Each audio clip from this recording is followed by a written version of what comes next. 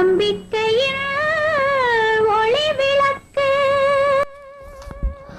வணக்கம் வணக்கம் வணக்கம் என் அன்பு உள்ளங்கள் எல்லோருக்கும் மீண்டும் உங்களோடு சந்திக்க வந்திருக்கின்றேன். இது ஆர் மோகன். 60 வயதுக்கு பின் வாழ்வில் கண்ணோட்டம் என்ற வலைத்தளத்தில் எனக்கு கிடைத்த அருமையான பதிவு. இந்த பதிவு செய்தவர் தனது பெயரை பதிவு செய்யவில்லை. அவர் யாராக இருந்தாலும் எனது இருகரம் கூப்பி அவரை வாழ்த்துகின்றேன். இந்த பதிவின் முடிவில் அவர் இச்சூழலில் நானும் ஒருவன் என்று எழுதி இதை முடித்திருக்கின்றார். இச்சூழலில் நானும் ஒருவன் என்றால் அவர் எத்தனை வேதனைகளை அனுபவித்து இதை வரிகளாக வரைந்திருப்பார் என்று நினைத்து பாருங்கள். ஆனால் அத்தனை வரிகளும் நிஜம். இதுதான் வாழ்க்கை, இதுதான் உண்மை என்பதை அழகாக புரிய வைத்திருக்கின்றார். அவர் எழுதி முடிவில் இச்சூழலில் நானும் ஒருவன் என்ற அந்த வரியை எடுத்து இந்த கதைக்கு தலையாக்கி அதை உங்களிடம் பதிவு செய்கின்றேன். இச்சூழலில் நானும் ஒருவன். ஒவ்வொரு ஆணும் பெண்ணும் எவ்வளவு உயர் பதவி பொருளாதாரத்தில் மேல் தங்கி இருந்தாலும் அவர்களில் 60, 70, 80 வயதுக்கு மேல் எப்படி இருப்போம் என்பதுதான் இது ஒரு கண்ணோட்டம். எனவே மனதை இப்போது தயார்படுத்திக் கொள்ளுங்கள். ஒருவரின் பணி ஓய்வுக்கு பின், அதாவது 60 கடந்து முதிர்ந்து கடைசி காலம் வரை என்னவெல்லாம் நிகழும் என இப்போது தெரிந்து வைத்திருப்பது எது வந்தாலும் அஞ்சாமல் அவற்றை எதிர்கொள்ள உதவும். முதலில் நம் தாத்தா பாட்டிகள் மற்றும் நம் பெற்றோர்கள் ஒருவர் பின் ஒருவராக விடைபெற்று சென்றிருப்பார்கள். பின் நம்மை ஒதுக்க வயதுடையவர்கள் எண்ணிக்கையில் குறையத் தொடங்குவார்கள். மிச்சம் இருப்பவர்கள் சிலர் தம்மை தாமே பராமரித்து கொள்ள சிரமப்படுவார்கள். நமக்கு அடுத்த தலைமுறையினர் தாங்கள் வாழ்க்கையில் அதிக கவனம் செலுத்துவார்கள். உங்கள் மனைவியோ அல்லது கணவரோ உங்களுக்கு முன்னால் காலமானால்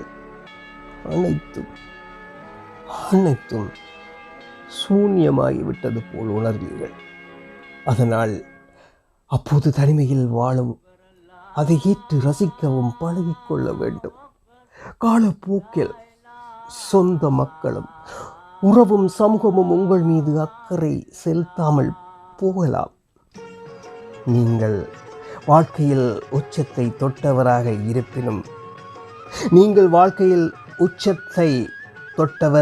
இருப்பினும் எவ்வளவு புகழ் வாய்ந்தவராக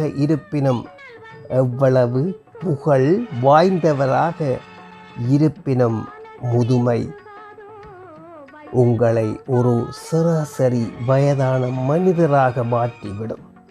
நீங்கள் மெதுவாக குடும்பத்தில் சமூகத்தால் ஓரங்கட்டப்பட்டு மறக்கப்படுவீர்கள்.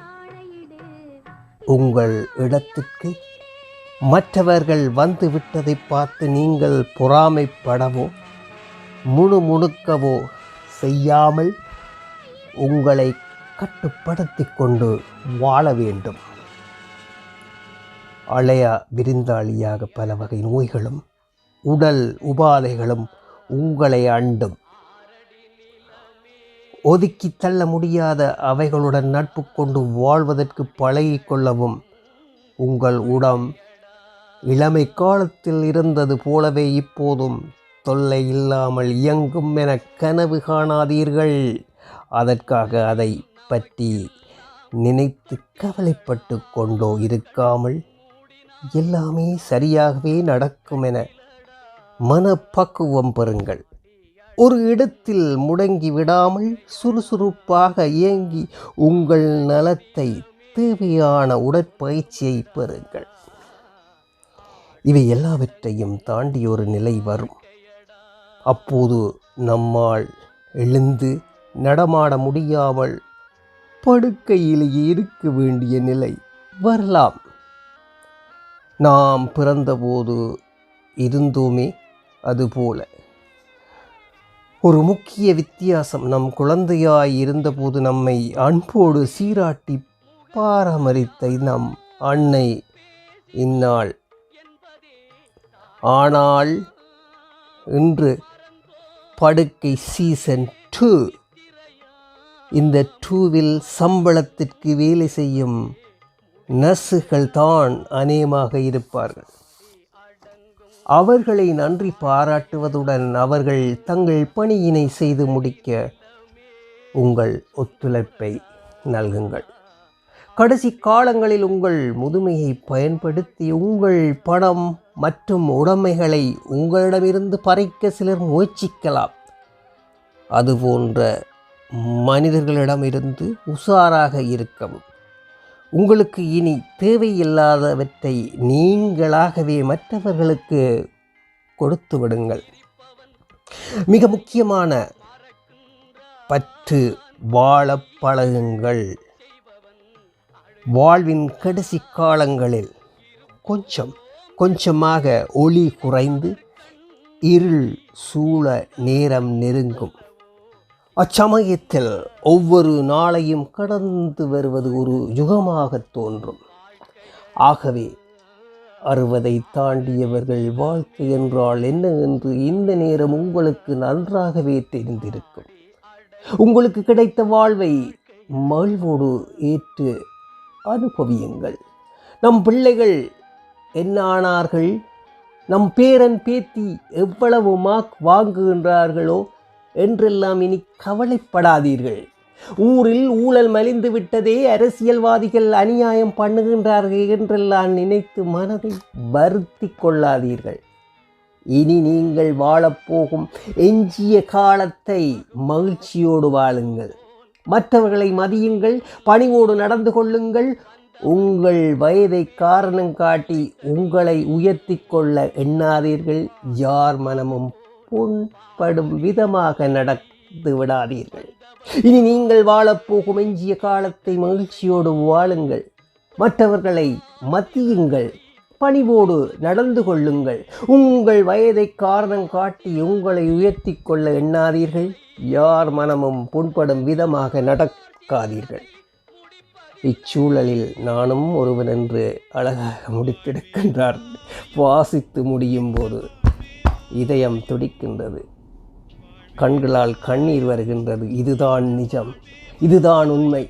இதற்காகத்தான் நாம் எல்லாம் ஓடுகின்றோம். ஒரு நாள் கண்ணை மூடப் போகின்றோம்.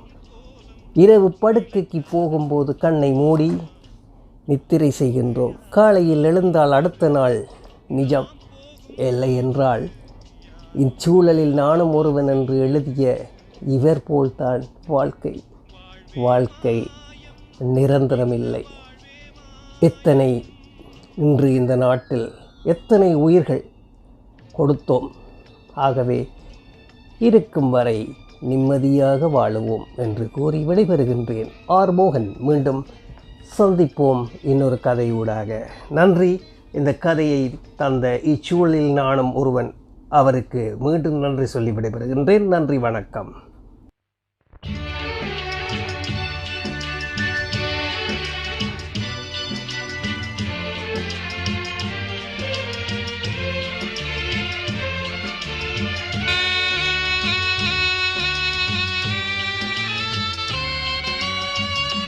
யாரார்க்கு என்ன வேஷமோ இங்கே, யாரார்க்கு எந்த மேடையோ,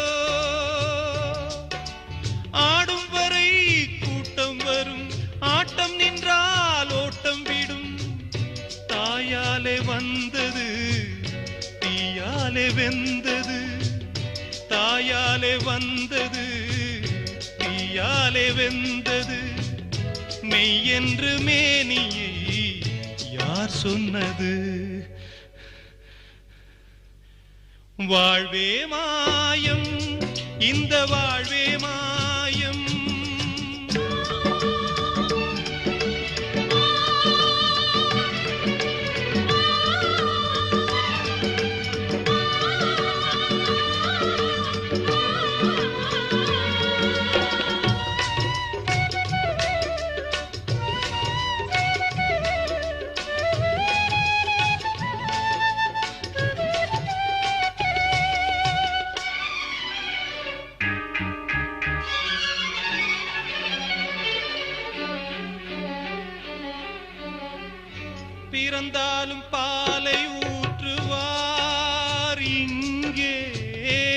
இறந்தாலும் பாலை ஊற்றுவார். உண்டாவது ரெண்டாலதான், ஊர் போவது நாலாலதான். கருவோடு வந்தது தெருவோடு போவது, கருவோடு வந்தது தெருவோடு போவது. மெய்யென்று மேனியை யார் சொன்னது? வாழ்வே மாயம், இந்த வாழ்வே மாயம்.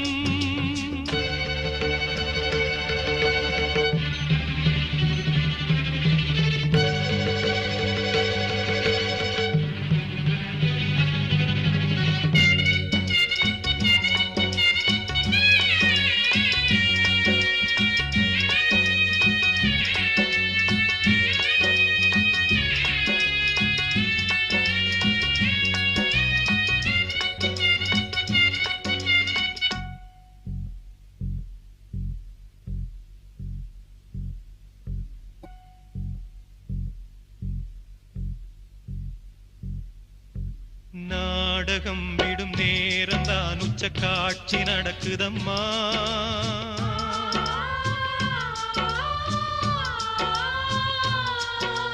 வேஷம் கலைக்கவும் ஓய்வு எடுக்கவும் வேளை நெருங்குதம்மா.